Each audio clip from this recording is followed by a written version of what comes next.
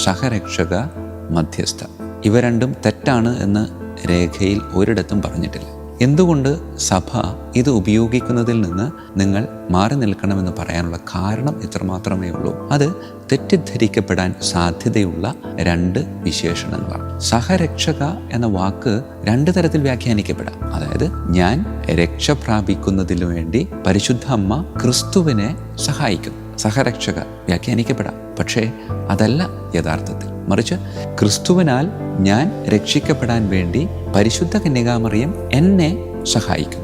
രണ്ടിലും വാക്ക് സഹരക്ഷക തന്നെയാണ്, പക്ഷേ വലിയ വ്യത്യാസങ്ങളുണ്ട്.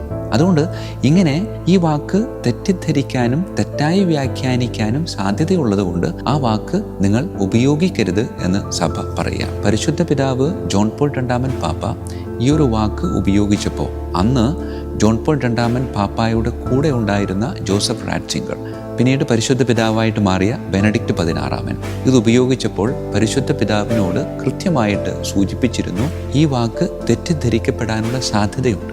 ആ സമയത്ത് പരിശുദ്ധ പിതാവ് ആ വാക്കിൻ്റെ യഥാർത്ഥമായിട്ടുള്ള അർത്ഥം എന്താണെന്ന് വ്യാഖ്യാനിച്ചു കൊടുക്കുന്നുണ്ട്. പക്ഷേ ആ വ്യാഖ്യാനം കേൾക്കുമ്പോഴും ഇത് സാധാരണക്കാരന് തെറ്റിദ്ധരിക്കപ്പെടാനുള്ള സാധ്യതയുണ്ട് എന്ന് കൃത്യമായി ബെനഡിക്റ്റ് 16 ഉറച്ചു നിൽക്കുകയുണ്ടായി. പ്രിയമുള്ളവരെ, അതിനുശേഷം ഫ്രാൻസിസ് പാപ്പ ഈ ഒരു പ്രയോഗത്തിൽ നിന്ന് മാറി നിൽക്കണമെന്ന് സഭയോട് സംസാരിച്ചിട്ടുള്ളത്.